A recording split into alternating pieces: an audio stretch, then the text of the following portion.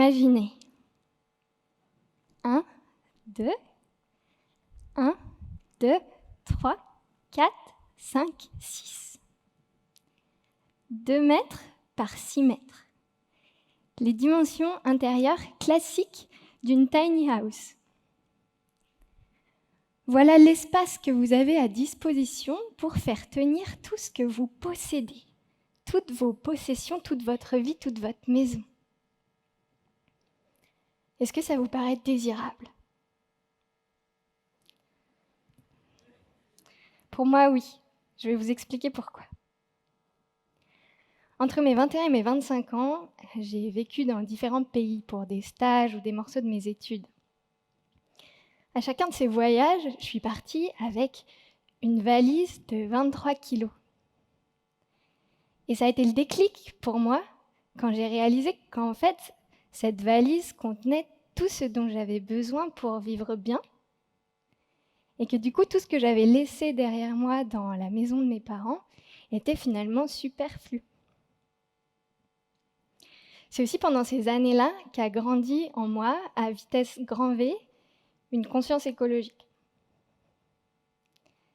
J'ai entendu les cris d'alarme des scientifiques qui nous alertent sur les limites planétaires qu'on a déjà dépassées ou qu'on est en train de dépasser.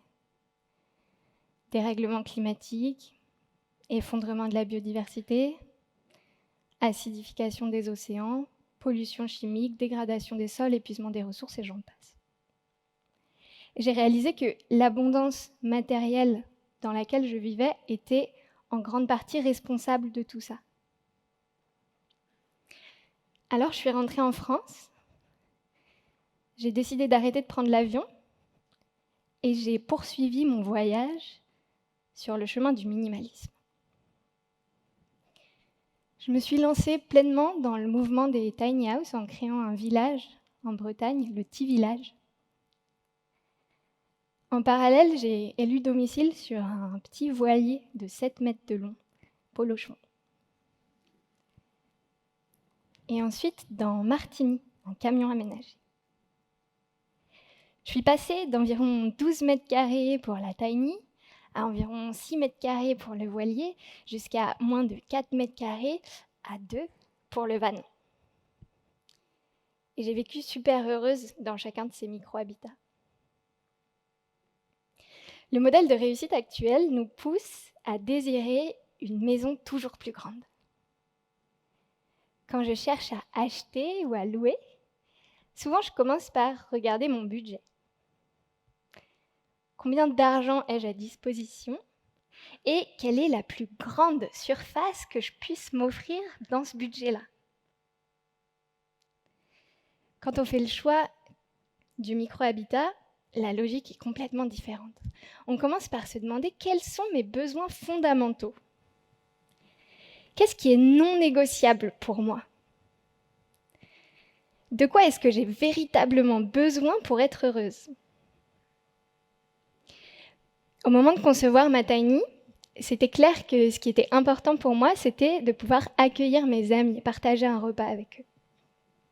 Alors, quand j'ai dessiné les plans, j'ai conçu 2 plans de travail suffisamment grands et un coin salon, salle à manger, où on puisse tenir à 6 ou à 8 si c'est vraiment des bons potes. Concevoir son micro-habitat à partir de ses besoins est un travail d'introspection exigeant et enrichissant, qui nous force à nous connaître sur notre manière de fonctionner au quotidien jusque dans les moindres détails. Parce que quand l'espace est restreint, on ne peut rien laisser au hasard. Par exemple, moi j'aime faire mes courses en vrac et tout ranger dans des bocaux en verre.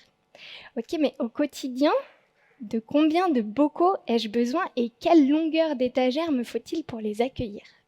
De combien ai-je besoin de cintres dans ma penderie ? Combien est-ce que je possède de paires de chaussures ? Et une fois que j'ai terminé ce travail d'introspection, c'est aussi un exercice intellectuel stimulant de créativité et d'ingéniosité pour agencer mes essentiels dans un espace réduit. On est obligé exploiter l'espace dans ses 3 dimensions, utiliser les murs, le plafond, multiplier les fonctionnalités. Par exemple, dans un espace de 1 mètre par 1 mètre, on peut faire tenir un frigo, un évier, un égouttoir à vaisselle, des étagères sur les murs et en haut, en mezzanine, un bout de lit et de table de chevet. Est-ce que vous avez chez vous des tiroirs, des placards ou des sacs qui sont toujours un peu pénibles à fermer parce qu'ils sont trop pleins? Oui. Alors évidemment, quand on fait le choix du micro-habitat, à un moment donné, il faut faire le vide. Se débarrasser de tout ce qui encombre notre vie pour se recentrer sur l'essentiel. Si un objet m'apporte une joie profonde, alors je peux le garder. Mais si un objet m'inspire du stress, du malaise, voire du dégoût, alors je m'en sépare. Et contrairement à ce qu'on pourrait penser, du coup, être minimaliste ne veut pas forcément dire ne rien posséder. On peut être minimaliste et avoir un beau piano chez soi. On peut avoir une grande bibliothèque si la lecture est quelque chose qui compte sincèrement, profondément pour moi. Je peux avoir du matériel de kitesurf si le kitesurf, c'est ma passion. La magie du micro-habitat tient au fait qu'il nous pousse à questionner la place de chaque chose dans notre vie. Quand j'étais au lycée, j'allais très souvent faire du shopping, presque tous les week-ends. Et je me rappelle que je pouvais passer des heures le matin devant ma garde-robe avec une angoisse profonde de ne pas savoir quoi enfiler tellement il y avait de choix. Aujourd'hui, cette angoisse m'a quittée. J'ai une tenue pour mes interventions professionnelles et c'est ma préférée. Alors quand je me balade en ville, je me sens libre de ne pas ressentir de désir pour tout ce que les vitrines voudraient m'offrir à voir. Je sais en fait que j'ai pas besoin de tout ça. Et puis en plus, j'ai pas la place chez moi. Et en fait, j'en ai même plus envie. Alors quand je me balade en ville, je suis libre d'observer, d'écouter les bruits, de sentir le vent, le soleil sur ma peau, de rêver. Mon esprit est tranquille. On devrait systématiquement se poser la question, pourquoi j'achète ça? Est-ce que je l'achète parce que véritablement j'en ai besoin? Ou est-ce que je l'achète parce que j'ai l'habitude de faire ça? Ou parce que tout le monde autour de moi fait comme ça? Ou peut-être parce qu'une stratégie marketing a fonctionné sur moi? Moi, j'ai posé cette question pour beaucoup de choses qui étaient présentes dans ma vie. Le soutien-gorge, la crème hydratante, le parfum, la pince à épiler, le crayon sur les yeux, les talons à aiguille. Et j'ai expérimenté qu'est-ce qui se passe si j'enlève ça de ma vie. En fait, ça a rendu ma vie beaucoup plus simple, beaucoup plus légère. Le matin, je me lève, j'enfile la seule tenue qui traîne au pied de mon lit et je suis prête à m'ouvrir au monde. J'ai l'impression d'avoir retrouvé une forme de souveraineté en mettant sur chaque geste de consommation la conscience de comment ça va affecter ma vie.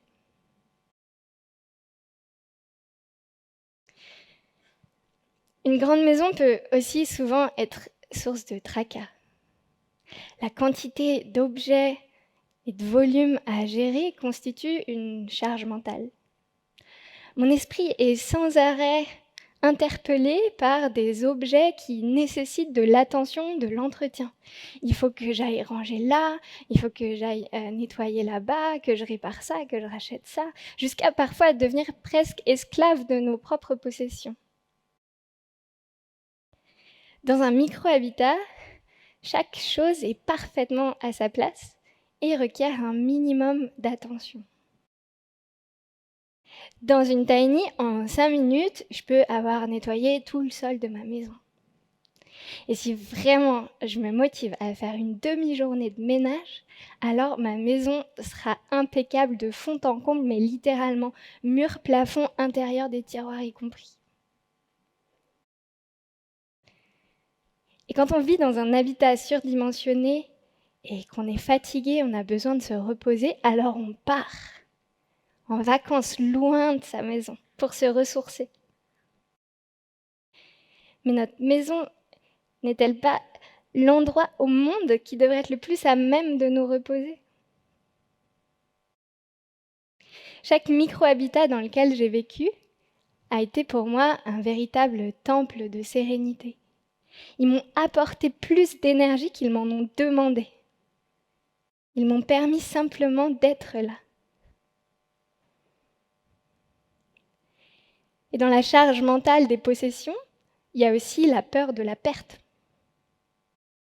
La peur de se faire cambrioler quand on possède des bijoux, du matériel high-tech ou d'autres objets de valeur chez soi.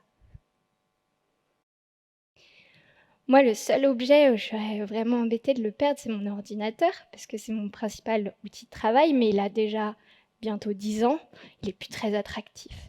Et du coup, je sais que si des cambrioleurs venaient chez moi, ils seraient très déçus du détour. N'avoir rien à perdre, c'est aussi une grande source de tranquillité d'esprit.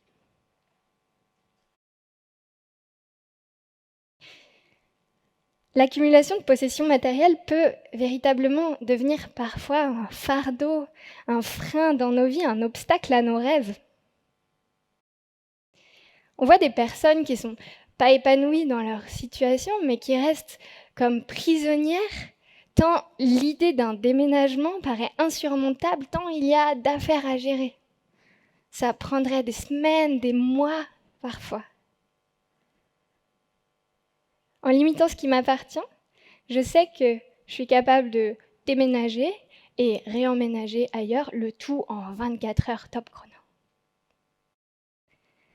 Du coup, je peux rester ouverte aux opportunités qui se présentent et suivre en permanence mon élan de vie. J'ai 27 ans et j'ai l'impression d'avoir déjà vécu plusieurs vies.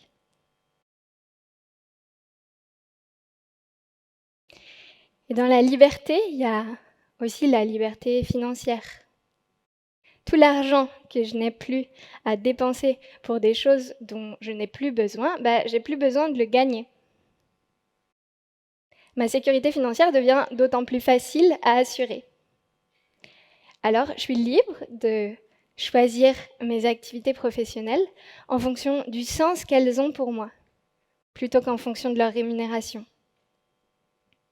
Et je m'affranchis de la pression sociale à gravir les échelons pour aller chercher un salaire toujours plus important. Laissez-moi vous dire encore une chose.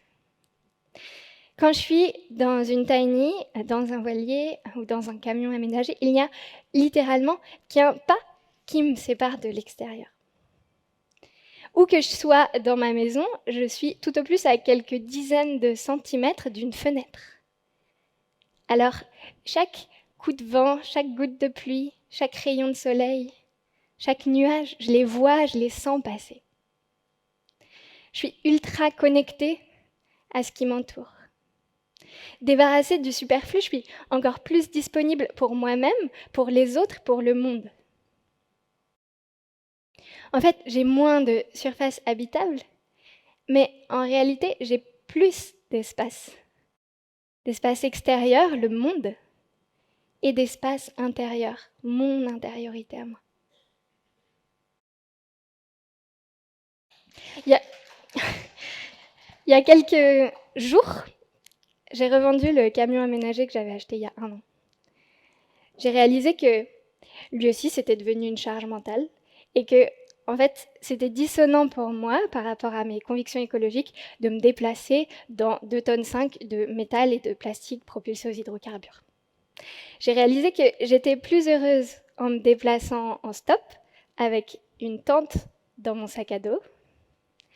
Alors, c'est moins confortable, certes, mais c'est beaucoup plus riche d'aventures, de rencontres, et super épanouissant par le sentiment d'alignement que ça me procure.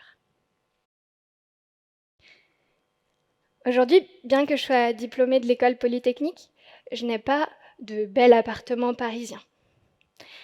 Je n'ai pas d'emprunt, je n'ai pas de voiture, je n'ai pas de télé, je n'ai pas de montre connectée, je n'ai pas de sèche-cheveux. En revanche, j'ai une vie riche de belles relations, familiales, amicales, professionnelles, amoureuses. Ma vie est sobre matériellement, mais riche humainement et intérieurement. Aujourd'hui, j'aimerais vous inviter à vous questionner sur vos besoins fondamentaux. C'est quoi vos essentiels? Est-ce qu'il y a des choses dans votre vie dont vous pourriez vous délester?